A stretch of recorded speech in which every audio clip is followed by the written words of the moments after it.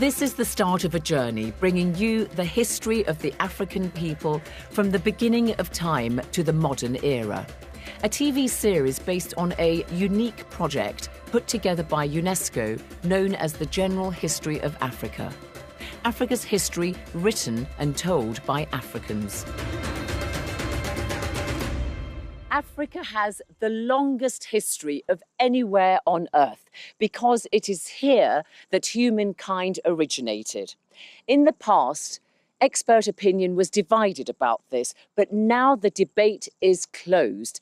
This is where it all began for us humans, and it was from Africa that we migrated to other parts of the world. In this programme, I'll be following the trail of evidence on human evolution.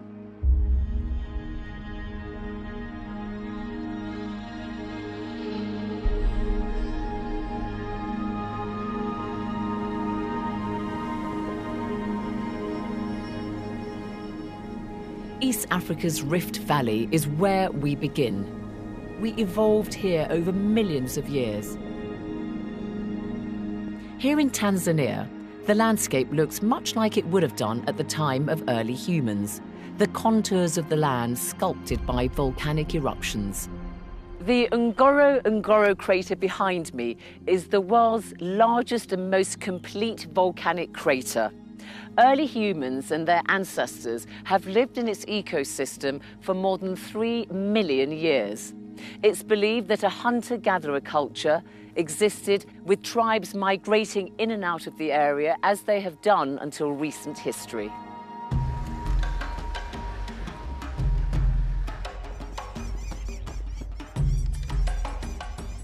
Across this dry riverbed, little more than 100 kilometres away from the Ngorongoro crater, there exists a group of people who live by hunting and gathering their food from the wild, much as our ancestors did. They are the Hadzabe tribe, and they live on the edge of Lake Eyasi. I need a local guide, David Maragu, to take me, because this tribe lives in isolation from modern society. And David has spent many years getting to know them. He's taking me into the bush to meet them. The Hadzabe are unique in that they are the only big game hunters left in the world who live purely from what they kill or find growing wild. They don't keep animals or grow food, and they move around to new hunting grounds every few weeks, building temporary shelter as they go. There are only about 1,000 of them in all, and they live in small autonomous communities. This is one of the more accessible groups. I'm keen to meet the Hadzabe because they hold valuable insights and provide many examples of how we humans have lived for most of our history. Mutana bawa. Mutana bawa. Mutana bawa. Oh. Mutana bawa. Mutana bawa. Mutana bawa. They welcome me warmly, and I'm immediately struck by the fact that the group meeting me are all male. The modern clothes, by the way, have been given by charities. They would normally be semi-naked, dressed in covers made from animal skins. And awesome just about sums up how I feel about meeting them.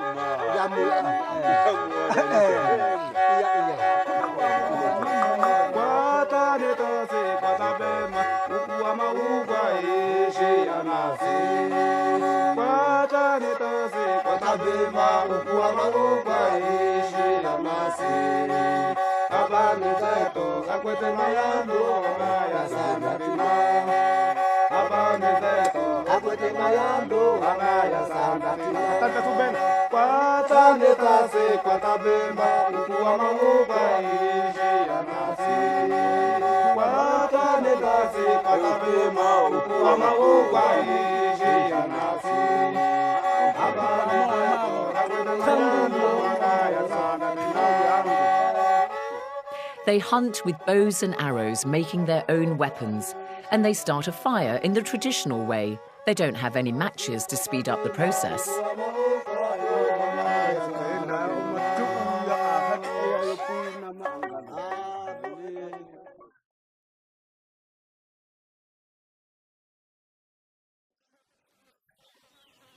So, David, now I'm coming to say hello to the ladies. Yes. I'll let you go first.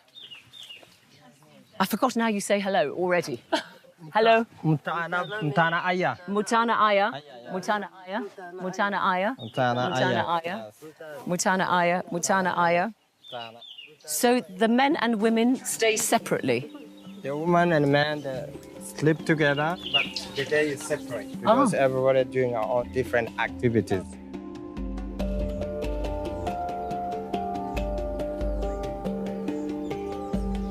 This is nobako, which in the Hadzabe language means baobab, a fruit that's consumed widely across Africa. The women are so welcoming and don't seem to mind at all that I'm interrupting their craft making. I want to ask these ladies just how they spend their day. What is a typical day for them? Aya. Aya. Hamana. Anasema kwamba nini mnavyotunza watoto. Aya. By collecting the fruit and by feeding with the kids. The women obviously are the gatherers, the foragers. So, what kind of things do they go and forage and gather? What do they eat? They're collecting, they're digging the roots, which is called shumuku. It's one is getting from the ground. They have a lot of water and have a lot of nutrition, so they can eat fresh or they can cook.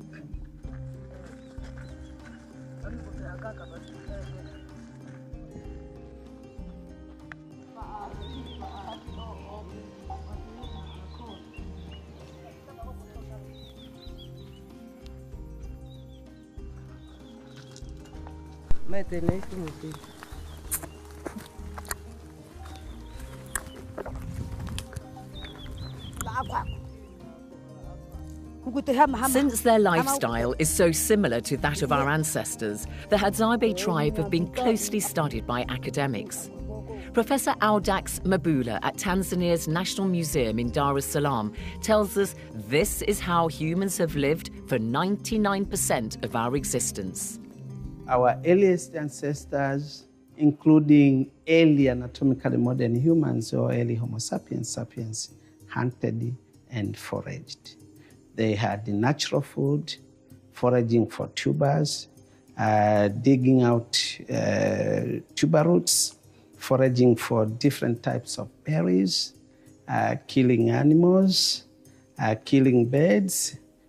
And why these sometimes are known, particularly the Hadza, they are known as the egalitarian hunter-gatherers. They don't store food. Whatever they collect, they consume. And if they kill a big animal, they cannot keep it for more than 5 days. They consume immediately. But their food is very, very nutritional. And evidently, it's not fatty like the processed foods many of us consume. In fact, I don't see one overweight adult or child amongst the Hadzabe. As well as foraging, the women search for small mammals and insects.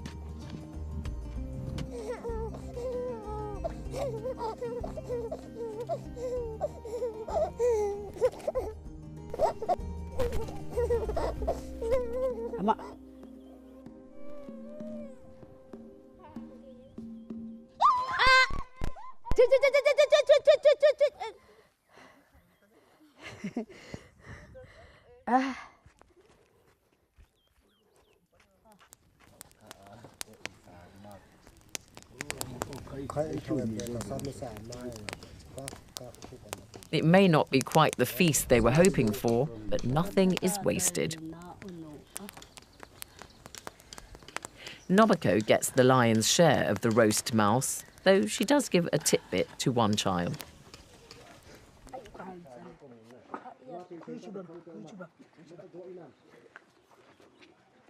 However, Nobako does take the lead in sharing what the women find with the men. And whatever they forage from the bush supplements what the men are able to provide from hunting. Some of it is cooked to make it tastier and easier to digest. Some experts believe early humans began cooking their food around 1.9 million years ago when they discovered how to make fire.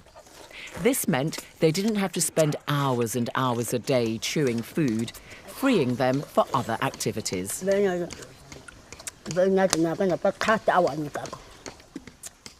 Hadzabe prefer to live like our ancestors. They've been offered housing and farmland by successive governments in Tanzania, but they choose to maintain their traditional lifestyle. I want to know a bit about these people. Have they've been to see modern life, cars, houses? They say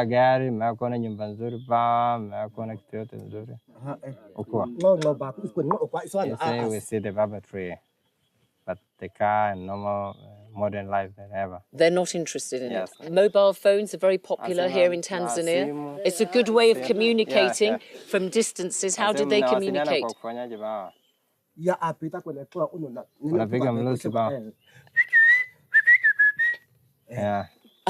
So they communicate from distances by whistling. Another aspect of Hadzabe culture is that they don't attach much significance to age. This chap here has got a bit of a sense of humour. What can he tell me about himself? Does he know his age? They don't know. They don't keep account of their age? They don't counting age. Do they have any idea of age? They don't know. Is this lady young or old? Old. Let me ask her, what does she think she is? What age does she think she is? They don't know. Yeah, I like that, you know, actually. Next time somebody says to me, how old are you, Zainab? I'm going to say, well, I don't know. I like that. What did you say? How old are you? I don't know. I don't know. Yeah, I'm not saying. I've kept them all chatting long enough for now. This is a hunter-forager tribe, after all, and it's time for the men to go hunting. They go out every day, wearing the baboon skins to make them look and smell like their prey, so they can get nearer to them. I'm given a little demonstration of this. The Hadzabe men take a great deal of pride in finessing their hunting kit. The tips are dipped in poison to make them more effective in killing animals. Hauno, who's been very friendly and accommodating, gave me a quick bow and arrow lesson before the hunt. You know what? It's not as easy as it looks. This is very stiff. Straight. Keep my arm straight, he's telling me, slightly at an angle, and away I go. Oh, that's not going to get me very far, is it? It's difficult. It's much harder than it looks. I think you've got a better... You know how to use it better than I do. He knows better, don't you?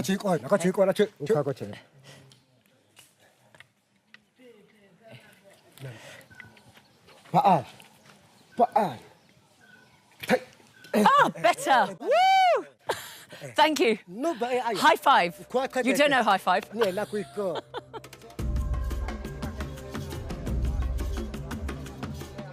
As we make our way through the bush, the men keep a lookout for something, anything they can kill.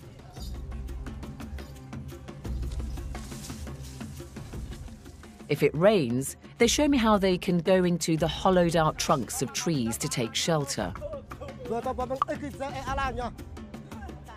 Wow, this tree can take a lot of them. Well, it's not raining, so I think it's time they came out again. The men are not always lucky, and today their luck was out. And although it's the women who gather berries and plants, when it comes to picking the baobab fruit, it's clearly the men who have a head for heights.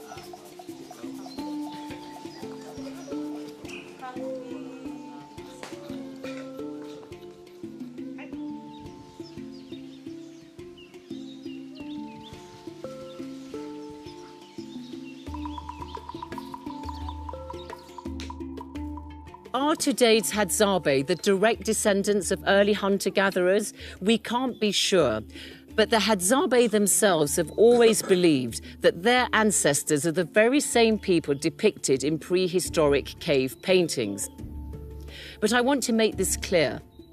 The Hadzabe are not an early form of humans. They are a modern community, even if their culture shows a remarkable degree of continuity with early hunter-gatherers. Let's look at some of the evidence that we humans began in Africa. It was the Victorian scientist, British biologist Charles Darwin, who first made the observation that since the African gorilla and chimpanzee are most like us, therefore our common ancestor must have been African. Once Charles Darwin had made the connection, other scientists, archaeologists and paleontologists began to look for the evidence of evolution. The Leakey family from Kenya, Louis, Mary, their sons Richard and Jonathan, are all scientists and fossil hunters who've become synonymous with the field of research on evolution. They've dedicated their lives trying to work out the evolutionary chain from gorillas and chimpanzees to humans. Richard Leakey, now in his 70s, is one of the original contributors to UNESCO's General History of Africa, on which this series is based. It was the Darwin comment that alerted people to different things, and in particular, the notion that we evolved worried people, the church particularly. But secondly, the idea that if we had to have evolved, and we did so in Africa, this was an anathema to many people who couldn't believe that the purified, pure white, blue-eyed, flaxen-haired people of the North could possibly have originated from the Dark Continent, and they were utterly wrong. But all of the major events relating to the story of us go back to Africa. We are an African animal, an African species that colonized and recolonized and recolonized the world in different times and in different ways. But today, no human can say they don't have Africa as a mother country. I want to see the evidence for myself. And so I embark on a gorilla trail. Gorillas are only found now in a few places in Africa, mainly in the Great Lakes region between Rwanda, Uganda, and the Democratic Republic of the Congo.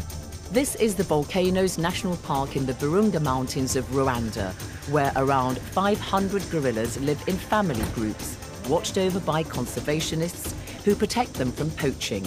I'm brought here today by my guide called Patience. Let's hope he lives up to his name. It's quite a hike getting to see the gorillas here in northern Rwanda. You've got to walk a considerable distance through lots of mud.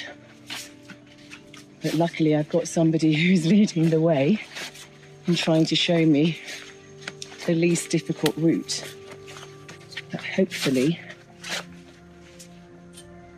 in a short space of time, I'll get to see some gorillas living in the wild. The one I really want to find is Kuhonda, who's the leader of the particular family group I'm looking for. Patience, not so fast. I need to catch up with you. I can try to make it easy for you. Okay, thank you. Yeah.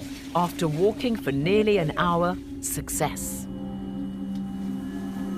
Look. Over here. Good Francis. Oh, but I'm not moving.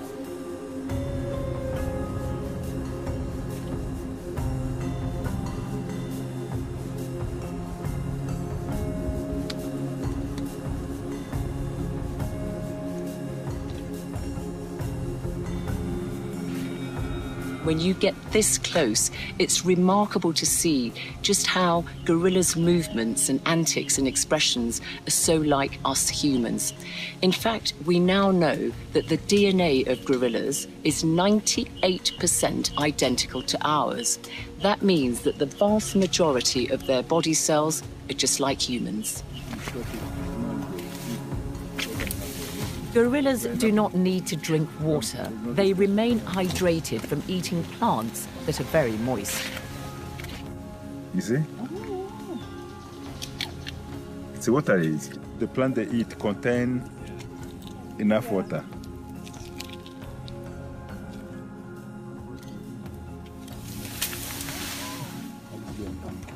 Gorillas are social animals. Like humans, they live in family groups. And there's always one dominant male, the silverback.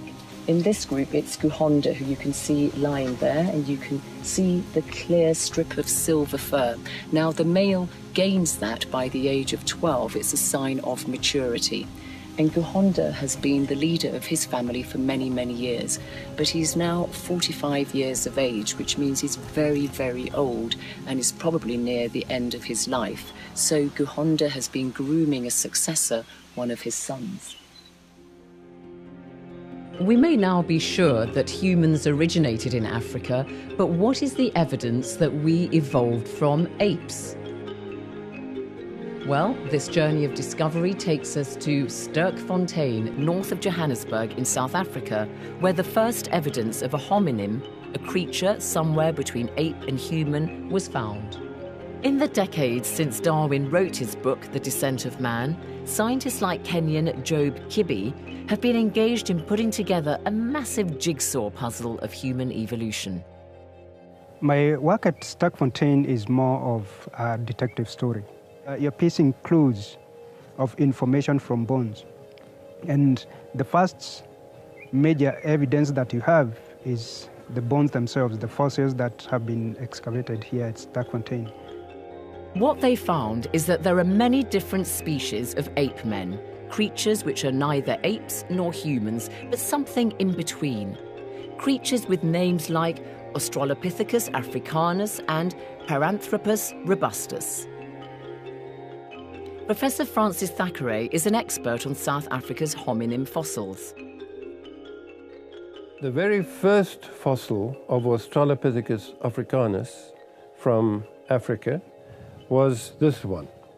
This is a replica of the famous Taung child. Taung is situated near Kimberley in the interior of South Africa. It was discovered in 1924. Even though it's a child, it can be recognized as a hominid. There is the brain case. Here is the front of the face and the lower jaw. We believe it to be 2.5 million years old. There is evidence that this was a biped, a creature that walked on 2 legs, and it had a small brain.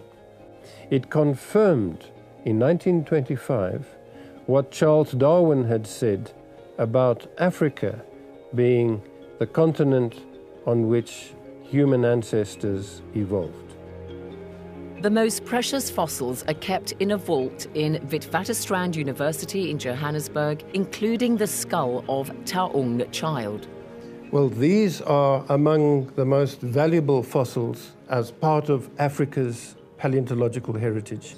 It was probably killed by an eagle that took it up to a cave. How do you know that? We know that because of damage to the part of the skull.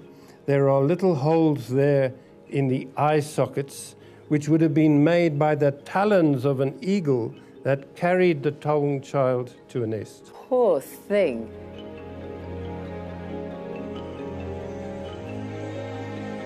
Life for our early ancestors was perilous. Staying up in the trees afforded them some protection from predators. But at some stage, hominins began to walk on 2 legs. One theory holds that as the climate changed, there was less woodland and more grassland, so there was a greater abundance of food on the ground. The realization that these creatures walked habitually on 2 legs is important because that became a key characteristic of humans which distinguishes us from apes. It meant that we could have our hands free and use our intelligence to get up to all sorts of things like making tools and hunting with weapons.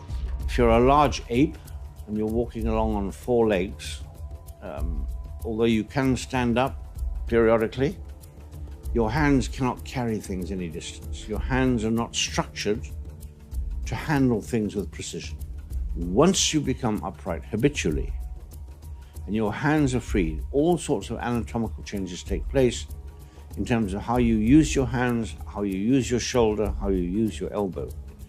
There's no question that chimps are intelligent. There's no question that porpoises are intelligent. But without free hands, they can't do much about their intelligence. Scientists believe they can date the point at which our line diverged from other primates like gorillas and chimpanzees at about 7 million years ago. This started the process which led to us becoming fully upright or bipedal. I think a date of around 7 million years is where to look for our ancestors. It does seem that the molecular evidence suggests a split from the chimps somewhere around 7. It's not a precise figure. It could be 8, it could be 9 million. But I think at this stage we can say that full bipedalism, which for me is part of the fundamental definition of being human or pre-human, doesn't come in until between 4.5 and 5, from what we have seen so far. As the archaeologists and paleontologists continue their work, more and more discoveries are made which help us fit a small part of the jigsaw puzzle that makes up the evolution of humankind. More accurate methods of dating fossils have been developed that help us to do this. Hominins have been found in other parts of the world, but none is as old as those in Africa.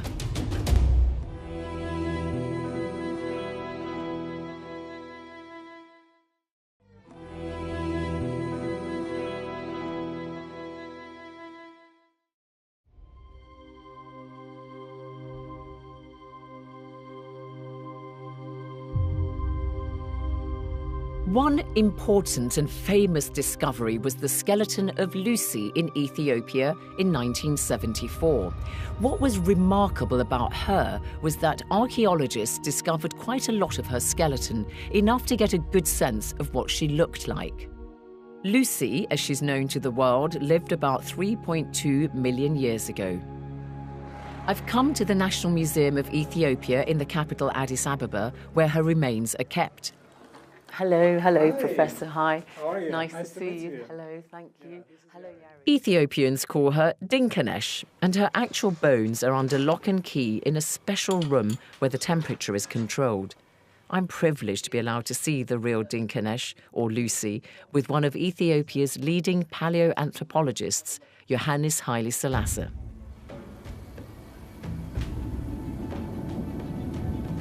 Now, she was a hominid, which means she was sort of part ape, part human-like. She had some ape-like features. For example, when we look at the reconstruction of her head, we see that her face points a little bit forward, unlike modern humans where we have very flat face. And that's a very primitive trait that she has acquired from an ape-like ancestor. So and she was erect. She walked on 2 legs. She was erect. She was walking on 2 legs. She was a very tiny woman, about 3 feet tall, about a meter. About a meter. Tall. Yeah, but she was fully adult.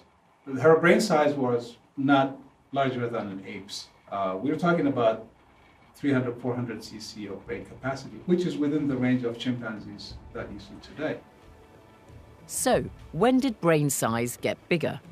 We have some evidence in terms of when did we start enlarging our brain size, and it appears that it started growing, not as much as what we see in modern humans today, but compared to Lucy's species or whoever descended directly from her, there is a good correlation between the use of stone tools and the incorporation of meat as a major part of their diet. So I know that some of the oldest stone tools in the world have been found in Ethiopia dating about 2.5 million years ago. Would Lucy have used stone tools? All these early human ancestors could have used tools in some way because chimpanzees use tools. They don't make tools, so some of them do, like they make twigs, they sharpen them and use them to fish for termites. So these early human ancestors somehow must have used some kind of tool. Scientists are constantly trying to work out how the various types of hominin are related, in which part of Africa they originated, and how and when they migrated. What is clear is that other lines died out, and there was just one, the Homo genus, which led directly to us. Let's look at the line which led to us humans. The best evidence so far takes us back to the East African Rift Valley, where a number of hugely significant archaeological finds have been made.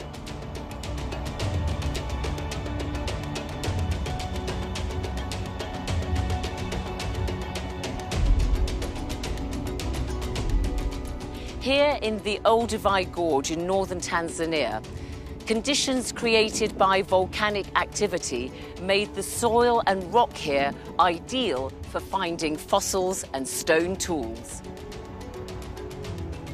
The Leakey family spent many years working in the Olduvai Gorge, and it was where Richard Leakey's brother Jonathan discovered the first evidence in Africa of the species which was our direct ancestor.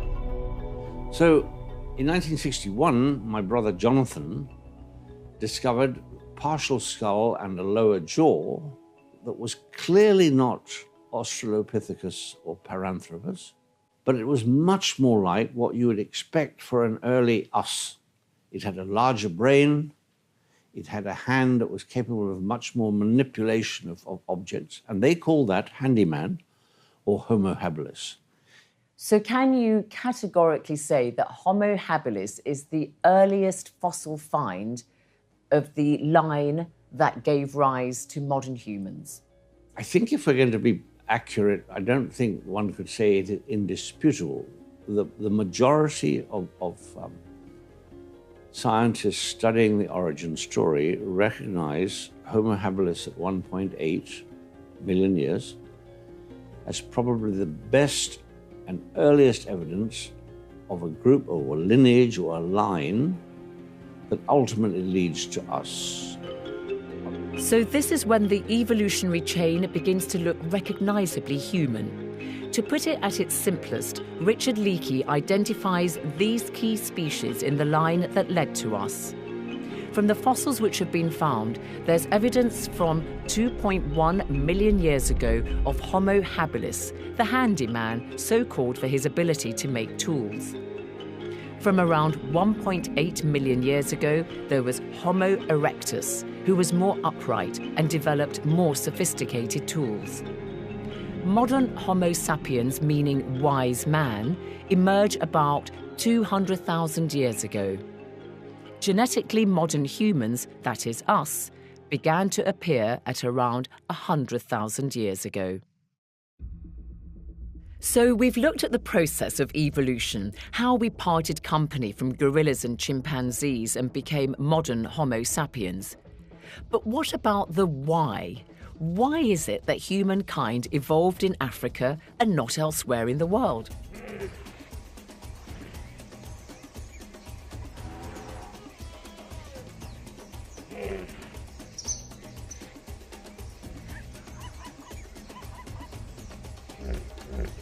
Well, it's the climate of Africa thousands of years ago which gives us the answer to that key question.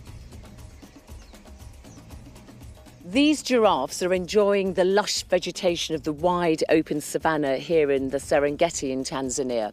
Giraffes are, of course, amongst the most distinctive and easily recognised members of the animal kingdom. And this kind of environment was and still is ideal for supporting animal life.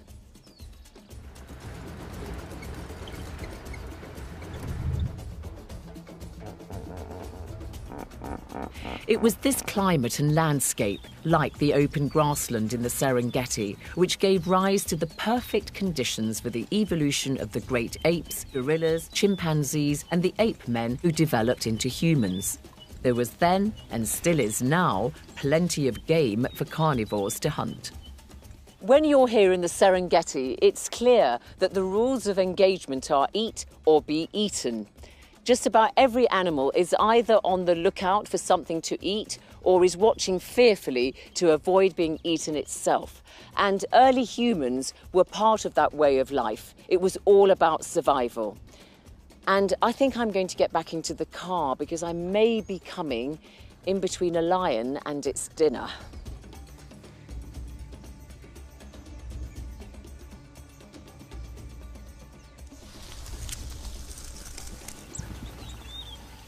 While parts of Africa, like the Serengeti, are obviously lush and rich in wildlife, others are arid.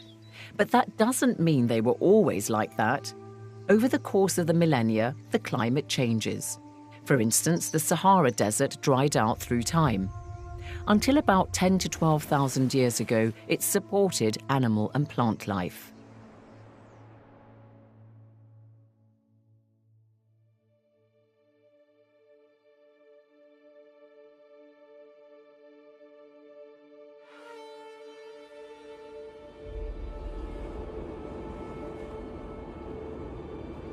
One of the most striking demonstrations of this is to be found in the Sahara in the north of Sudan.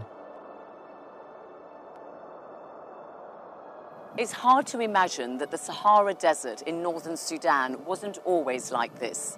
I'm at the site of the petrified forest just outside the town of Al-Kuru, where there's clear evidence that there was a lush tropical climate here. There were giant trees. You can see the fossilized tree trunks around me. There was water running through here, and at some stage many millions of years ago, these trees fell into the water. There was silica in the water, and this, combined with the high temperature, led to a chemical process whereby the tissues of the tree trunks were replaced by the silica, preserving them for posterity by fossilizing them.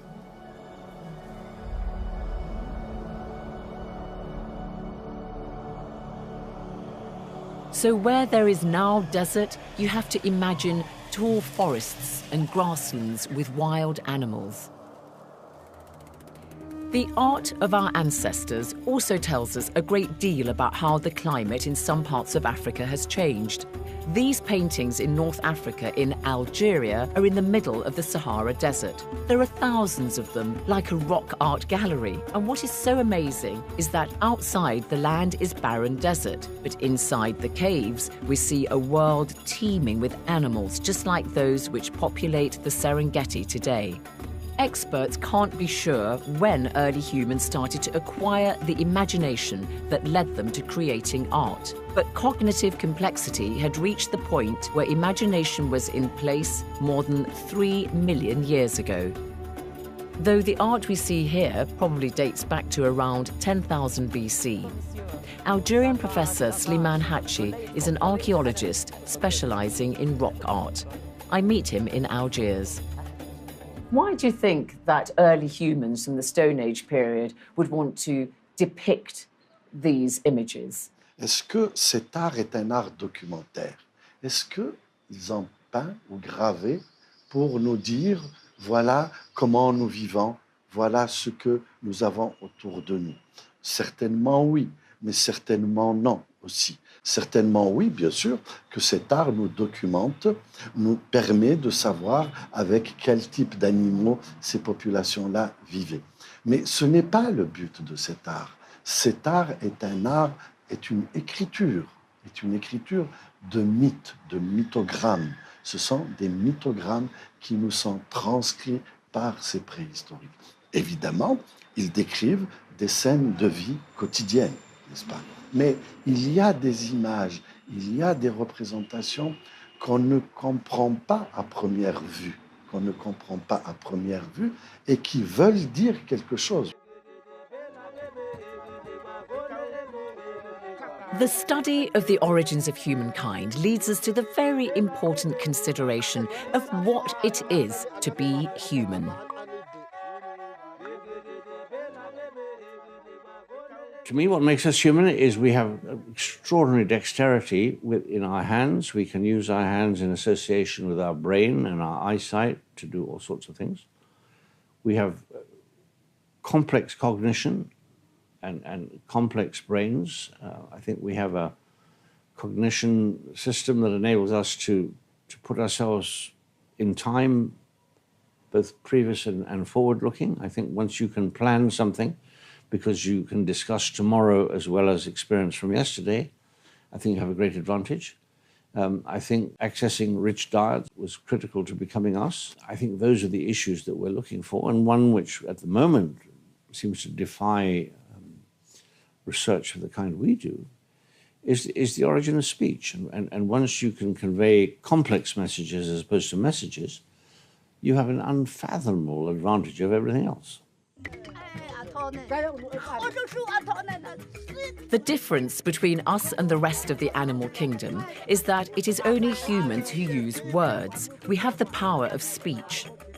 The majority of experts in this field believe that it was Homo erectus who first used words, which means our earliest ancestors communicated through speech about 1.5 million years ago.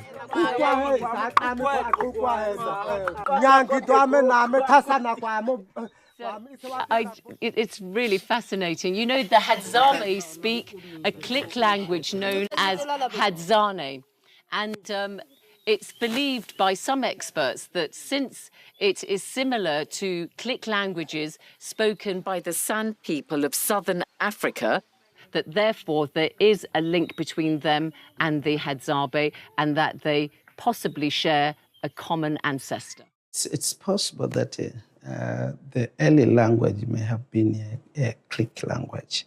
The Hadzabe and Kunsan of South Africa are believed to be indigenous people, particularly in Africa south of the Sahara. People believe that this early language may have been a Click language like that of Hadza today, or even the Kunsan of the Kalahari. The Hadzabe have taught us so much about how our early human ancestors survived, lived, how they ordered their societies and their beliefs. Before I take my leave of them, I end my visit on a very enjoyable note. They want to show me one of their special dances which they perform before a hunt.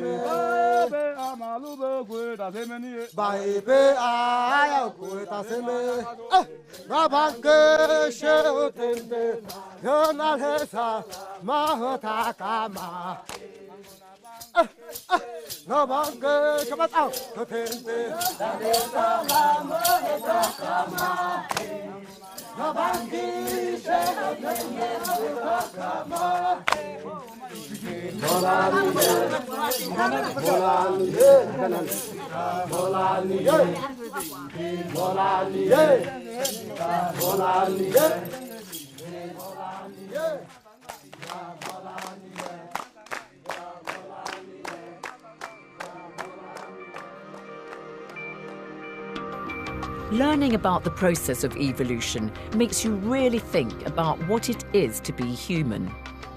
Dancing, singing, talking, telling stories and jokes, creating art, making things with our hands, having some kind of belief system and spirituality.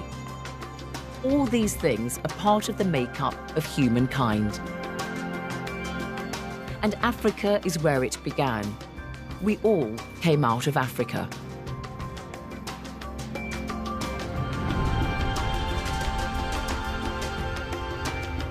The fact that humans around the world are part of the original African diaspora cannot now be argued.